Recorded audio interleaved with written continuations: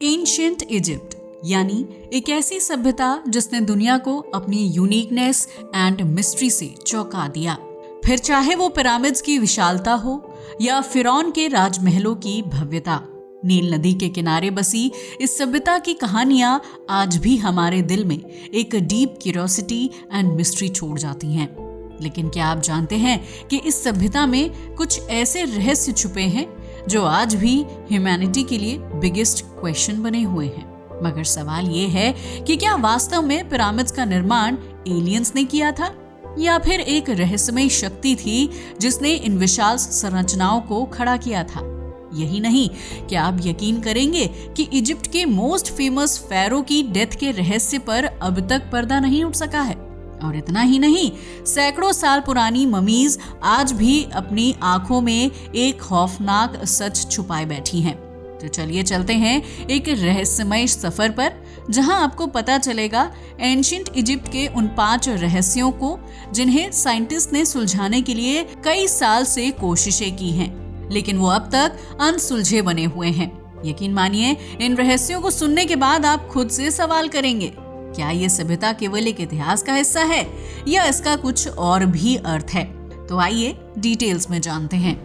प्राचीन सभ्यता की बात हो और इजिप्ट का नाम ना आए, ऐसा तो हो ही नहीं सकता, क्योंकि ये एक ऐसी सभ्यता है जिसमें हर एक कदम पर रहस्य देखने को मिलते हैं। ये एक ऐसी सभ्यता है जिसके बारे में ना तो आर्कियोलॉजिस्ट जान पाए हैं और ना ही इतिहासकार। इनफैक्ट इस सभ्यता ने तो वैज्ञानिकों को कई साल से हैरान कर रखा है। तभी तो इसके बारे में जानने के लिए ना जाने कितनी रिसर्च की गई, कितनी रिसर्च पेपर्स पब्लिश हुए और ना जाने कितने आर्कियोलॉजिस्ट सालों से यहाँ एक तरह की तपस्या कर रहे हैं। मगर अब तक उन रहस्यों से पर्दा नहीं उठ पाया है। यकीन मानिए, अगर इस सभ्यता के अनसुलझे राज बाहर आ गए तो इजिप्ट की हर उस टेक्नोलॉजी से पर्दा उठ जाएगा जिसके माध्यम से उन्होंने इतने बड़े बड़े स्ट्रक्चर्स को यहाँ बनाया था। मगर अब भी वो बाहर नहीं आए हैं। तो चलिए जानते हैं इजिप्ट के ऐसे ही राज जिसमें पहले नंबर पर आता है पिरामिड का रहस्य, जो एक अमेजिंग कंस्ट्रक्शन आर्ट है। The great pyramid of Giza दुनिया के 7 अजूबों में से एक है। लेकिन सवाल ये है कि इन्हें हजारों साल पहले कैसे बनाया गया था, क्योंकि उस दौर में तो हेवी स्टोन्स को इतनी ऊंचाई तक उठाने के लिए कोई मशीन नहीं थी। तो क्या ये सिर्फ इंसानी मेहनत थी या कोई एक्स्ट्रा टेरेस्ट्रियल टेक्नोलॉजी? वैज्ञानिक अब तक इसे समझ नहीं पाए हैं। तभी तो the great pyramid of Giza, जिसे पिरामिड ऑफ कुफू भी कहा जाता है, आज भी एंशिएंट इजिप्ट की सबसे फेमस एंड मिस्टीरियस स्ट्रक्चर बना हुआ है। ये पिरामिड इजिप्ट के फिरौन कुफू द्वारा 2580 बीसी में बनवाया गया था। ये पिरामिड लगभग 146 मीटर यानी 481 फीट ऊंचा था, जो अब भी दुनिया के सबसे ऊंचे और सबसे ह्यूज पिरामिड्स में से एक है। इस पिरामिड का कंस्ट्रक्शन लगभग 20 साल में हुआ था और इसके कंस्ट्रक्शन के दौरान इस्तेमाल किए गए पत्थर 2.5 टन से लेकर 15 टन तक के थे। इन भारी भरकम पत्थरों को बिना किसी मॉडर्न टेक्नोलॉजी के हाथों से और कुछ एक्स्ट्रा ऑर्डिनरी मेथड्स द्वारा पिरामिड की ह्यूज स्ट्रक्चर में जोड़ा गया। साइंटिस्ट एंड हिस्टोरियंस के लिए ये एक बिग सीक्रेट बना हुआ है कि इन पिरामिड्स का निर्माण कैसे किया गया और इसका उद्देश्य क्या था। गीजा के पिरामिड का कंस्ट्रक्शन फेरो कुफू के लिए एक फाइनल रेस्टिंग प्लेस के लिए किया गया था। एक्चुअल में इसे एक ग्रैंड मोज़ोलियम के रूप में बनाया गया था। पता है क्यों? ऐसा इसलिए ताकि कुफू को डेथ के बाद एक सेफ एंड रिस्पेक्टफुल स्पेस पर रखा जा सके। मगर पिरामिड के अंदर लोकेटेड कई रूम्स एंड लेन्स अब भी एक मिस्ट्री बने हुए हैं। और इतना ही नहीं, इनके इंटीरियर्स अब भी पूरी तरह से अनदेखे हैं। ये पिरामिड ना केवल इजिप्शियन आर्ट एंड आर्किटेक्चर का एक अमेजिंग एग्जाम्पल है, बल्कि ये एंशिएंट ह्यूमन सिविलाइजेशन की extra ordinary strength, wisdom and confidence का सिंबल भी है। आज भी पिरामिड ऑफ गीजा एक मेजर टूरिस्ट स्पॉट है और इसकी ग्रैंडियर एंड मिस्ट्री आज भी लोगों को अट्रैक्ट करती है। नंबर 2 पर है फिरौन का श्राप। क्या ये सच है? कहते हैं कि जो भी फिरौन के मकबरे को छेड़ता है उसे श्राप का सामना करना पड़ता है। तभी तो जब 1922 में हावर्ड कार्टर ने तूतनखामुन के मकबरे की खोज की तो उसके बाद कई मौतें हुई। मगर क्या ये सिर्फ एक संयोग था या फिर वाकई श्राप ने अपना असर दिखाया था? फिरौन का श्राप, जिसे फिरौन की मम्मी का श्राप भी कहा जाता है, एंशिएंट इजिप्ट के रहस्यों में से एक है जो आज भी लोगों को चौंका देता है। एक्चुअल में इस श्राप की कहानी तब चर्चा में आई जब 1922 में आर्थर वॉक्स एंड उसकी टीम ने तूतनखामुन के टॉम्ब्स को खोज निकाला था। तूतनखामुन एक यंग फैरो था जिसकी डेथ बहुत कम उम्र में हो गई थी, मगर उसका टॉम्ब आज भी पूरी तरह से अनटच्ड एंड इंटैक्ट मिला था। कुछ रिपोर्ट्स के अकॉर्डिंग जब आर्थर वॉक्स और उनकी टीम ने इस मकबरे की खोज की तो कुछ समय बाद टीम के कई मेंबर्स मिस्टीरियस सर्कमस्टेंसेस में मर गए। और पता है इसका कारण क्या माना गया?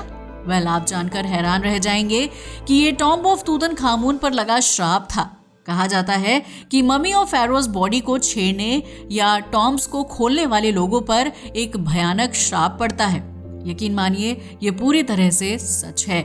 इनमें सबसे फेमस इवेंट 1923 में हुआ जब एक टीम मेंबर लॉर्ड सेनावॉन की अचानक मृत्यु हो गई थी और उसके बाद उसकी टीम के अदर मेंबर्स भी अनटाइमली डेथ के शिकार हुए। और यही वो दौर था जिसके बाद मीडिया ने इस घटना को फिरौन का श्राप करार दिया और इसे लेकर कई स्पेकुलेशंस एंड स्टोरीज फैल गईं।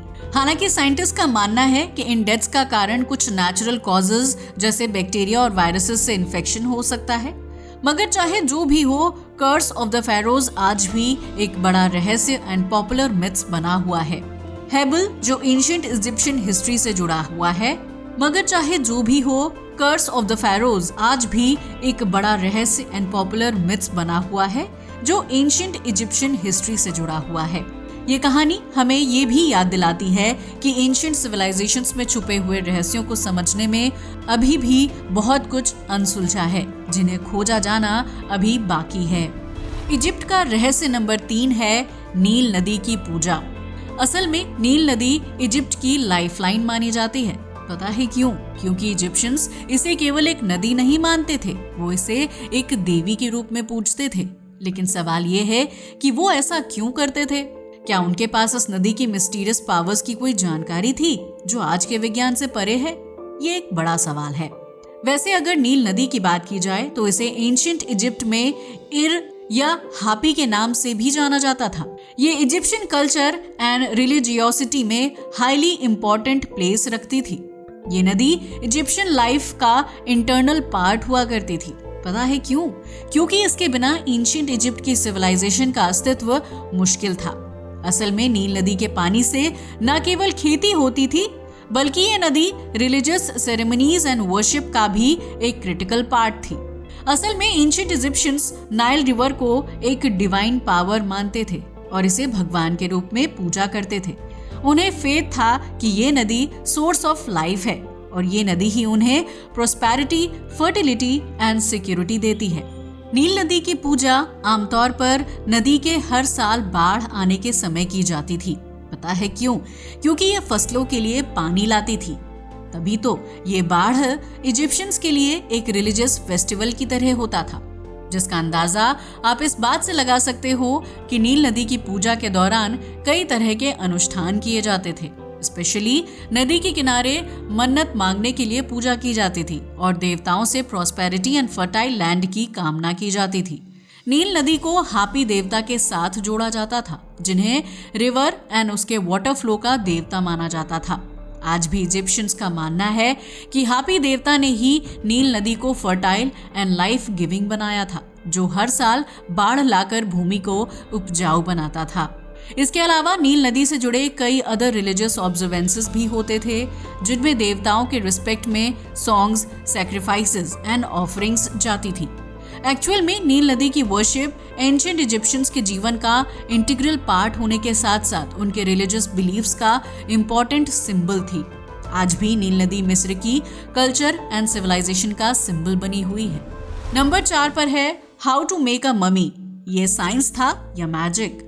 ममी में मौजूद शरीर हजारों साल बाद भी सुरक्षित हैं, मगर सवाल ये है कि इसमें किस तरह के केमिकल्स का यूज किया गया और क्या ये सिर्फ एक रिलीजियस प्रोसेस थी या इसके पीछे कोई और रहस्य छिपा है, ये कोई नहीं जानता। असल में एंशिएंट इजिप्ट में ममी बनाने का प्रोसेस एक इंटीग्रेट एंड इजोटेरिक आर्ट थी, जिसे न केवल रिलीजियस बिलीफ्स से बल्कि साइंस एंड मेडिसिन से भी जोड़ा जाता है। यकीन मानिए, ये प्रोसेस इजिप्ट की सभ्यता के साइंटिफिक नॉलेज और उनके डेथ के बाद के जीवन में फेथ को दर्शाती है। पता है क्यों? क्योंकि ममी बनाने को आज हम विज्ञान के दृष्टिकोण से समझते हैं, लेकिन एंशिएंट इजिप्शियंस इसे एक रिलीजियस ऑब्जर्वेंसेस मानते थे। ममी बनाने की विधि की बात की जाए तो उसमें सबसे पहले डेड बॉडी को पूरी तरह से प्योर किया जाता था और फिर बॉडी के भीतर से सभी अंगों को बाहर निकाला जाता था। पता है क्यों? क्योंकि इजिप्शियंस का मानना था कि बॉडी में गड़बड़ी होने पर आत्मा को मुक्ति नहीं मिल सकती। इसके बाद ब्रेन एंड इंटरनल ऑर्गन्स को निकालकर स्पेशल सॉल्ट एंड ऑयल्स में रखा जाता था ताकि वो पूरी तरह से सूख जाएं। लेकिन मोस्ट इम्पोर्टेंट ऑर्गन यानी हार्ट को शरीर में ही छोड़ दिया जाता था। हमें पता है, अब आप सोच रहे होंगे कि ऐसा आखिर क्यों? ऐसा इसलिए क्योंकि इसे आत्मा के लिए आवश्यक माना जाता था। इसके बाद बॉडी को शुद्ध करने के लिए कोकोनट ऑयल, हनी और दूसरे नेचुरल रेजिन्स से ढका जाता था और फिर आखिरकार बॉडी को बाम एंड अदर रेजिन से तैयार की गई एक लेयर से कवर किया जाता था ताकि बॉडी का सड़ना रोका जा सके और ये लंबे समय तक रिजर्व रहे। इसके बाद बॉडी को सूखने के लिए कुछ हफ्तों तक कॉटन क्लोथिंग में लपेटा जाता था। ममी बनाने की ये विधि न केवल साइंस का पार्ट थी बल्कि रिलीजियस बिलीव्स के साथ जुड़ी हुई थी। एक्चुअल में इजिप्शियंस का विश्वास था कि ममी बनाने से इंसान की आत्मा को डेथ के बाद फिर से जीवन मिलेगा और ये एक तरह से जादू जैसा ही था। तभी तो ममी बनाने की कला को साइंस एंड मैजिक का इंसर्शन माना जाता है। नंबर 5 पर है पिरामिड के अंदर की ऊर्जा। क्या ये एक पावर सेंटर है?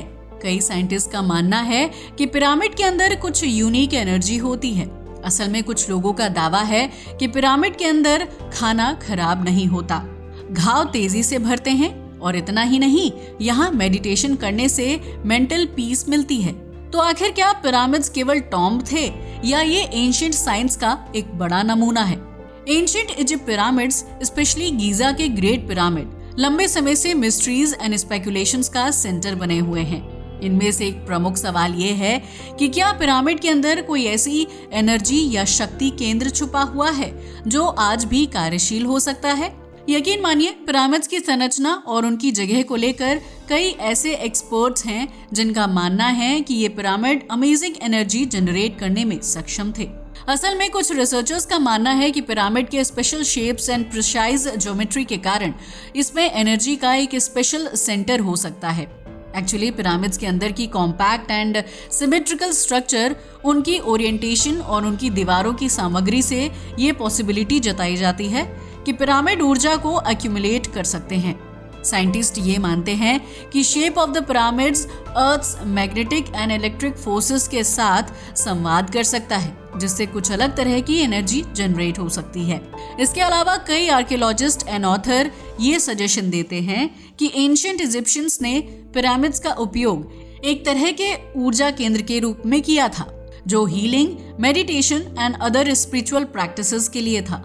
वो मानते थे कि पिरामिड में एक स्पेशल एनर्जी होती थी जो फिजिकल एंड मेंटल हेल्थ पर पॉजिटिव इफेक्ट डाल सकती थी। आप जानकर हैरान रह जाएंगे कि कुछ लोग इसे वाइब्रेशनल एनर्जी कहते हैं, जो स्ट्रक्चर ऑफ द पिरामिड और इसके अंदर की एटमॉस्फेरिक कंडीशंस के कारण जनरेट होती थी। हालांकि वो अलग बात है कि इस तरह की एनर्जी के रियल एग्जिस्टेंस का कोई साइंटिफिक एविडेंस नहीं मिला है। फिर भी पिरामिड्स की मिस्टीरियस पावर को लेकर आज भी कई आइडियाज एंड रिसर्च जारी हैं। तभी तो ये पिरामिड न केवल आर्किटेक्चर का अमेजिंग एग्जाम्पल है, बल्कि knowledge and energy of humanity के रहस्यों का प्रतीक भी बने हुए हैं।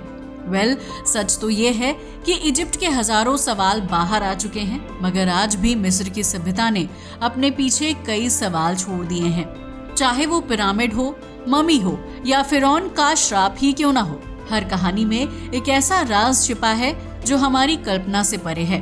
मगर ये रहस्य हमें इस बात का एहसास कराते हैं कि प्राचीन दुनिया कितनी अद्भुत और जटिल थी। वैसे आपका इसके बारे में क्या ख्याल है? अपनी राय को हमें कमेंट करके बताना ना भूलिएगा। साथ ही ये भी बताइएगा कि इनमें से कौन सा रहस्य आपको सबसे ज्यादा खतरनाक और डरावना लगा। साथ ही अगर आपको हमारी वीडियो अच्छी लगी हो तो इसे लाइक और हमारे चैनल को सब्सक्राइब जरूर कीजिए। आज के लिए बस इतना ही। जय हिंद दोस्तों।